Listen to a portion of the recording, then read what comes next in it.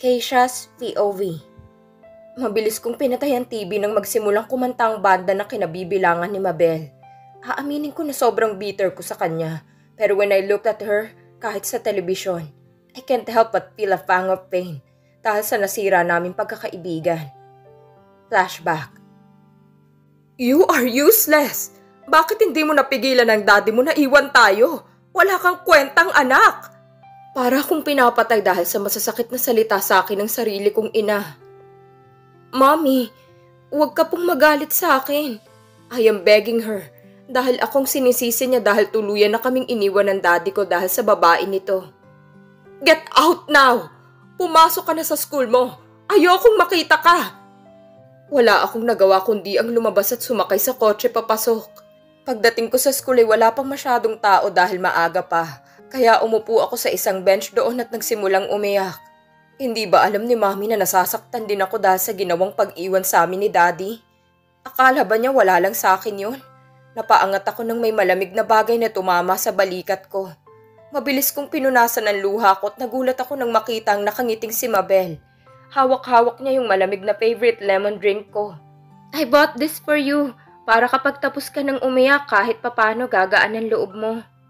Sabi niya. Mabel, I called her.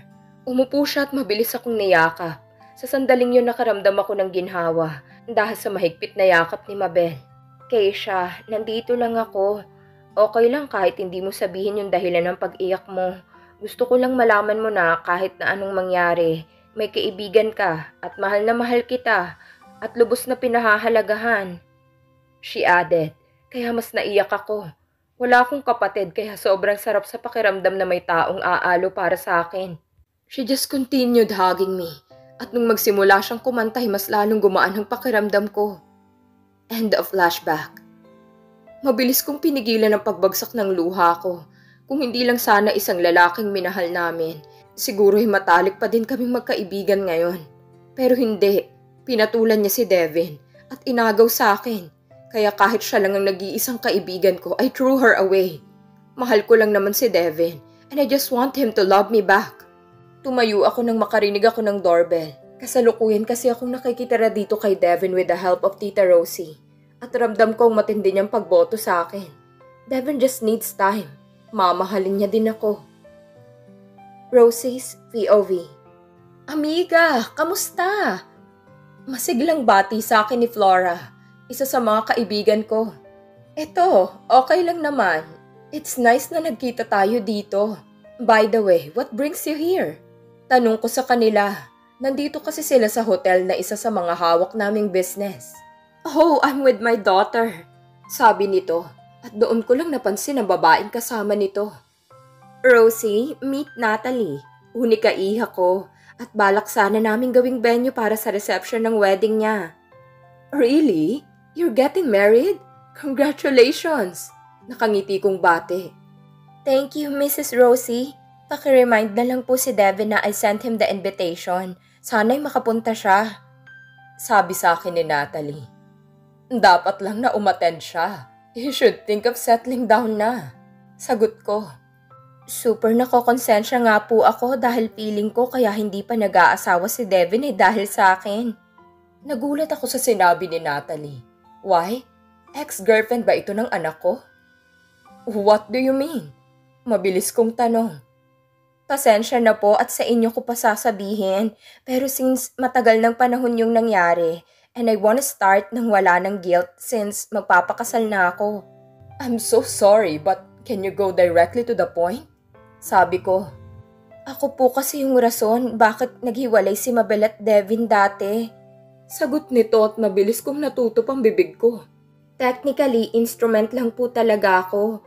Ako po kasi yung nagsabi kay Mabel na iwan niya si Devin kapalit ng pagpapagamot ng papa niya. Natalie! Tawag ni Flora sa kanya. I'm so sorry, Rosie. I didn't know anything about this. Hindi ko pinansin ang kaibigan ko at nakapokus lang ang atensyon ko kay Natalie. Pasensya na po talaga. Malaki lang talaga ang utang na loob ng pamilya namin noon sa kanila, kaya sinunod ko yung utos niya. If only I could talk to Mabel and Devin. Parehas na kasi silang sikat kaya hindi ako makahanap ng tiyempo para makapagpaliwanag. Mabel and Devin would have been a perfect couple. Sobrang kabang bumalot sa dibdib ko. Sana mali ang iniisip ko. Sino ang nag-utos sa'yo? Ayaw ko man ay tumaas ang boses ko. Si Keisha po. Pakiramdam ko'y bigla akong nahilo. Mabuti na lang at mabilis nila akong naalalayan. How dare she do this? Nagpapakasanta siya para paglapitin ko sila ng anak ko. Pero siya palang punot dulo ng lahat ng ito. Devin's POV. That guy is nothing compared to me. Sigaw ko at mabilis na ininom ang alak na laman ng bote. Napatingin ako sa lalaking umagaw ng iniinom ko. Don't say something kung alam mo sa sarili mo na wala kang ginawa para ipaglaban siya. He shouted at me. Buti naman dumating ka na, Cyrus. Perry said. Siya ang kasama ko kanina pa. What are you doing here? I don't need another chicken mouth. Sabi ko. I tried to stood up pero mabilis akong bumagsak dahil nahihilo ako. Bakit ba umiinom na naman tong gagong to? I heard Cyrus ask. You're a jerk too. Sigaw ko. I was. Pero may lakas ako ng loob to get Rayla back. Yes, nagwawala ako at pakiramdam ko ay mawawala ako sa sarili ko. Pero nilabanan ko lahat yon. Kasi gusto ko pang makasama ang ate mo. At pinaglaban ko siya. Pero ikaw ang malaking gago. You're saying na mahal mo siya. Pero may iba kang babae sa bahay. Kahit ako si Mabel, hindi kita babalikan. Malakas kong binato ang baso ng alak sa direksyon niya. Hindi ko alam kung natamaan siya or what. Pero mabilis na tumayo si Perry at hinawakan ako. Easy, dude. Muntikan mo nang tamaan si Cyrus. Gusto mo bang bugbugin tayo ni Ate Rayla? Please lang, umuwi na tayo. Perry said, pero tinabig ko lang siya. Akala ko ba iiwan mo na yung Keisha na yon? Si Cyrus. I tried, and she's way too suicidal. Kinausap ko siya. And you know what she did? Tumakbo siya at muntikan ng mabundol. She kept saying na magpapakamatay siya. And all I had to do was lie na hindi ko siya iiwan. Sagot ko, I shot the liquor in my glass. She's a psychopath. Si Perry.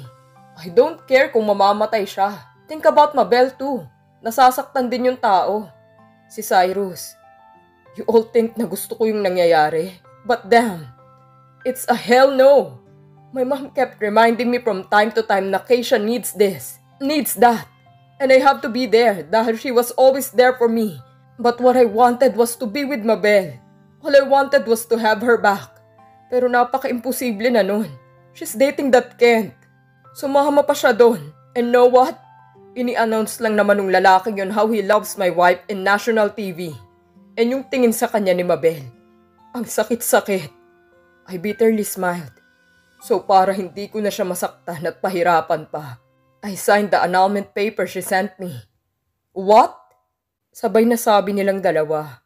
When I received the annulment papers, parang gumuho yung mundo ko. Hindi ko matanggap na nakikipaghiwalay na talaga sa akin si Mabel. And then yung nakita at napanood ko sila nung linggo. Masakit at mahirap man tanggapin. Alam ko sa sarili ko na masasaya si Mabel kay Kent. She's smiling again because of him.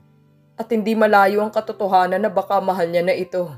Nagulat ako nang hatakin ako sa kwelyo ni Cyrus. Bobo ka ba talaga? I thought mataas ang IQ mo. Yun na lang yung panghahawakan mo para hindi mawala si Mabel sa'yo. Tas pinirmahan mo. That is the dumbest thing you've ever done, Devin Oliver. Sinalubong ako ng galit na mukha ni Cyrus. Marahas ko siyang pinabitaw sa pagkakahawak sa akin. Sabi nga ni Mabel, tapos na kami. Sinusunod ko lang ang gusto niya. Sagot ko at umupo ulit. Keisha's POV. I immediately smiled nang makitang si Tita Rosie palang nag-doorbell at dumating. Tita! Akmang yayakapin ko na siya, pero mabilis akong napatigil nang sampalin niya ako ng malakas. I gave her a confused look. Manloloko ka? Akala mo siguro hindi ko malalaman ang mga kasinungalingan mo. Galit na galit si Tita sa akin. Gumuhit ang matinding kaba sa akin. Ano bang ibig niyong sabihin? Alam ko na may inutusan ka para palayuin si Mabel noon kay Devin. Ang kapal ng pagmumukha mo! What? Paano niyang nalaman yun? Tita, hindi po yan totoo. Kung sino man na nagsabi sa inyo niyan, ay nagsisinungaling. I have to sound convincing. You still dare to lie? Alam ko na ang lahat. Kaya pala tuwang-tuwa ka at willing kang sumunod sa US at alagaan si Devin. Dahil ikaw din naman palang may gawa. Dapat pala'y nag-artista ka na lang. Sigaw niya. Tita, I want you out of this house as soon as possible. Bibigyan kita ng chance para ikaw nang magsabi kay Devin yung kawalang hiyaan mo. Tingnan ko lang kung hindi ka isumpa ng anak ko. Tita, please.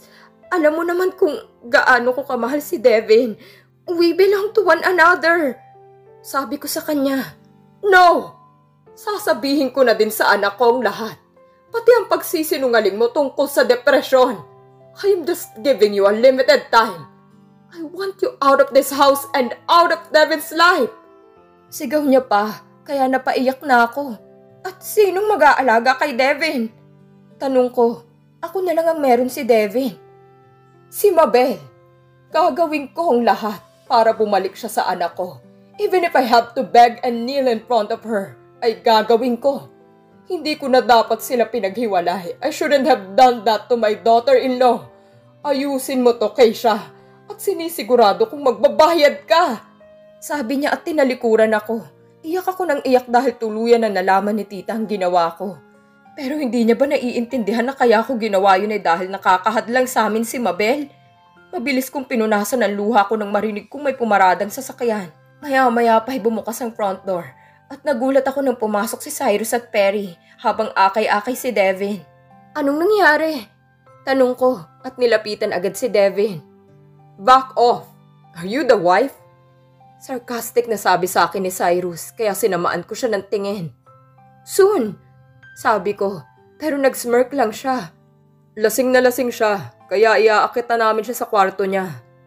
Sabi ni Perry at tuluyan na nila akong iniwan sa baba. Bago umalis ay patuloy akong binibigyan ng mapang-uyam na tingin ni Cyrus. Parang kahit wala siyang sinasabi ay nalalait niya ako. Nung makaalis silang tuluyan ay nagmamadali akong umakyat sa taas.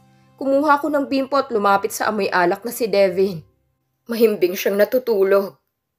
Devin, tawag ko sa kanya pero hindi naman siya nagising. Devin, I called him again pero wala pa din. Kaya niyugyug ko na siya. Bahagyang dumilat ang mata niya. Keisha, he called me. Mabilis akong ngumiti at hinawakan ng mukha niya. Yes, Devin. Si Mabel. Nasaan si Mabel?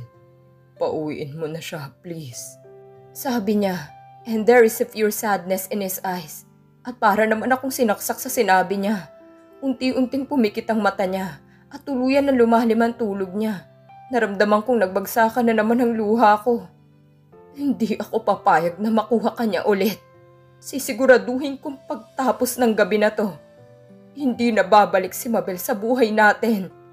Sabi ko, Devin will be mine only. Isabel's POV. Isabel, bangon na. I heard someone called my second name. At kahit hindi ko idilat ang mata ko ay alam kong si Kent yun. Siya lang naman ang tumatawag sa akin yan. Kent, wag na muna, inaantok ako. Sabi ko at ipinantakip ang unan sa mukha ko. Anong oras na kasi ako nakatulog dahil todo na ang practice namin para sa nalalapit na concert. Hala, Isabel, anong ginagawa mo dito, Devin? Narinig kong sabi niya. Otomatiko akong napabalikwas ng bangon at muntika na akong mahulog sa kama. Mabuti na lang maagap si Kent at nasalo ako.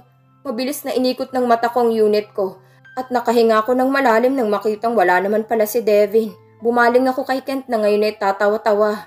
Inalalayan niya akong tumayo at nang makatayo ako hinampas ko siya ng malakas. Ouch, Isabel ha?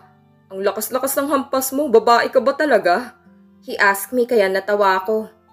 Siguro kaya kayo naghiwalay ni Devin kasi binubugbog mo siya. He added, kaya mabilis na napalis ang ngiti ko. I'm just kidding. Che, bakit ba ang aga-aga mo ginigising mo na ako? Sinabi mo pang nandito yung hudyong yun. Sabi ko. Well, you see, hindi ka kasi babangon unless I say his name. Kita mo, it works like magic. Tsaka kailangan mong gumising para makapag-exercise ka at masamahan kita magpa-check up.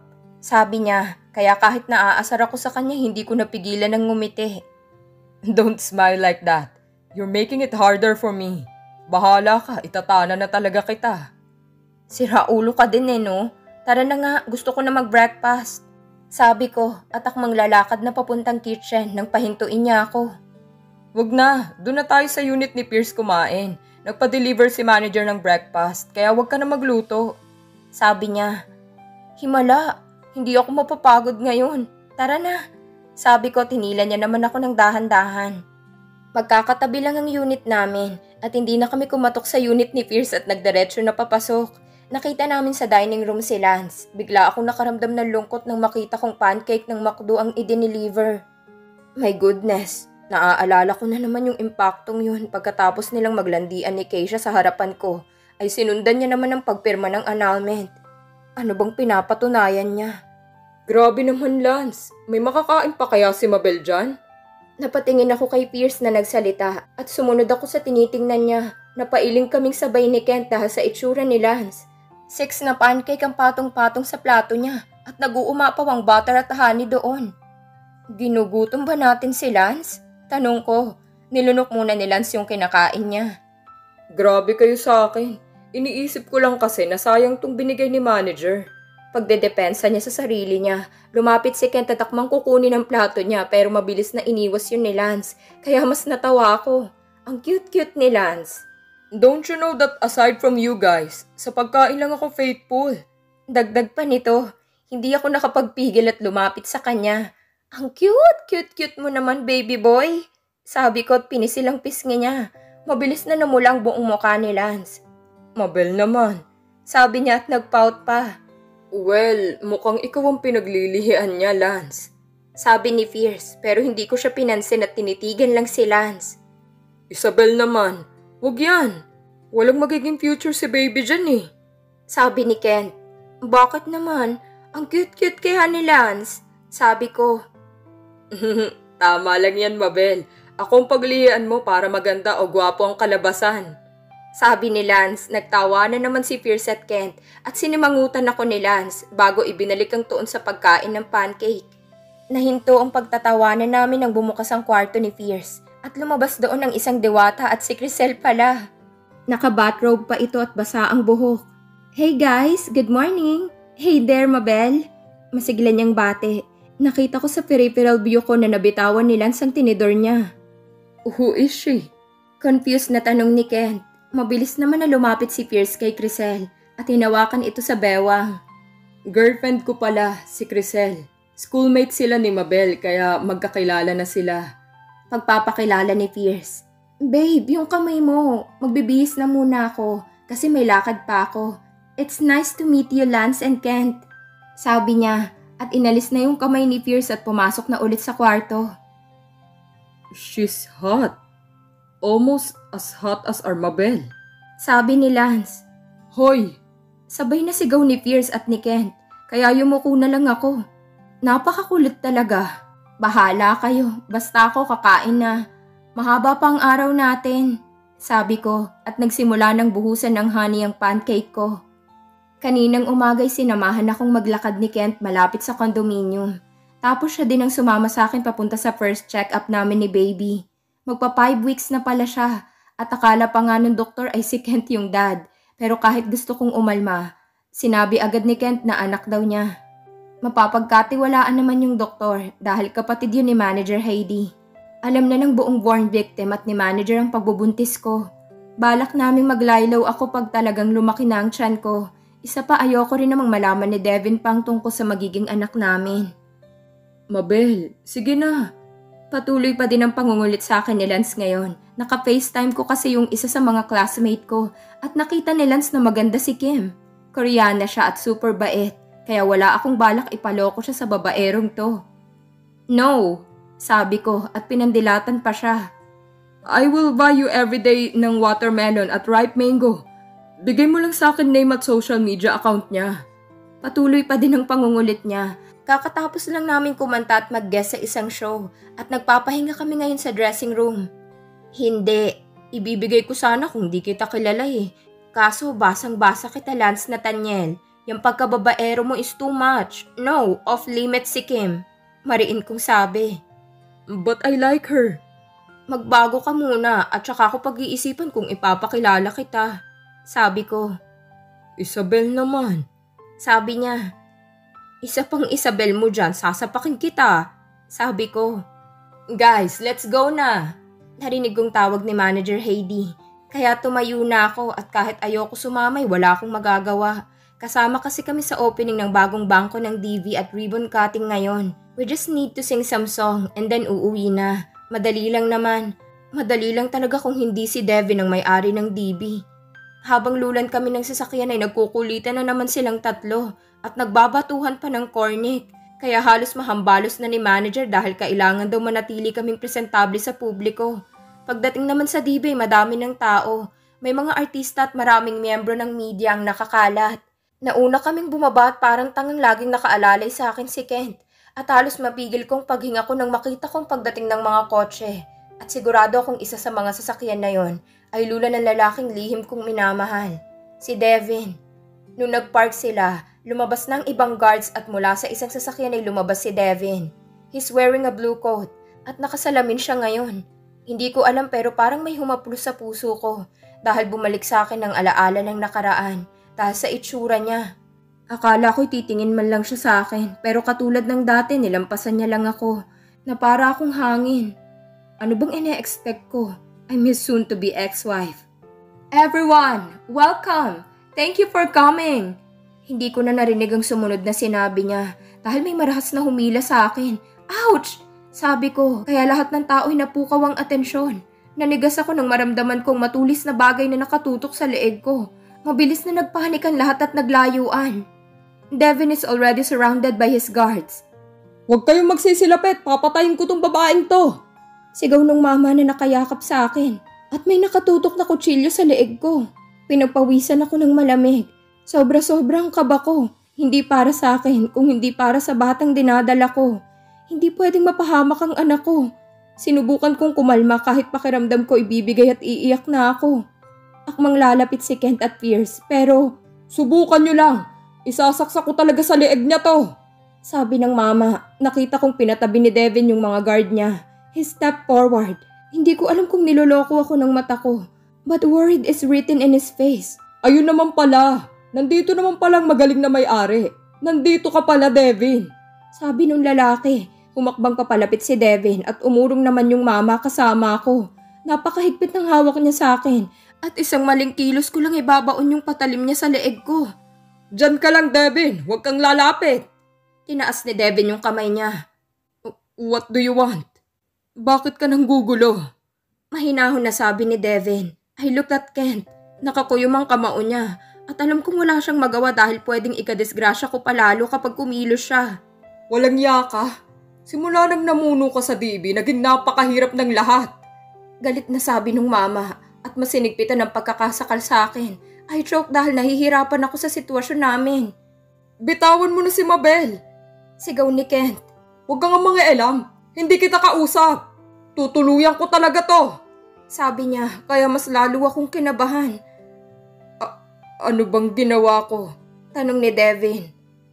Dahil sa mga pagbabago mo sa pulisiya ng DB, nahirapan ako mag-loan.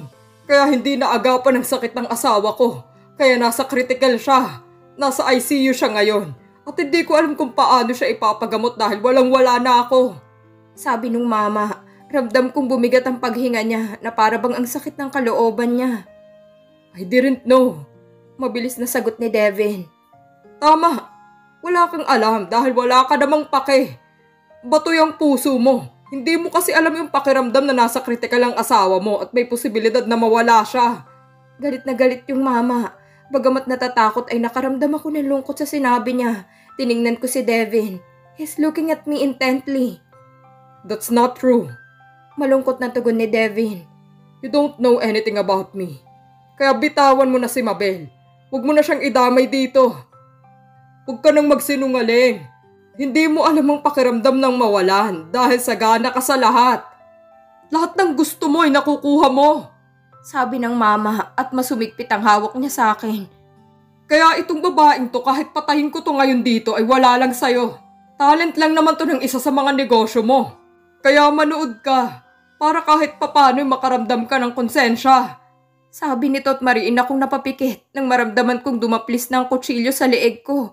Humapdi yun at naramdam ko na nagdudugo na yon. Shit! I heard Kent cuss. Nagdadasal na lang ako na sana wag kaming pabayaan ng anak ko na madisgrasya. Damn you!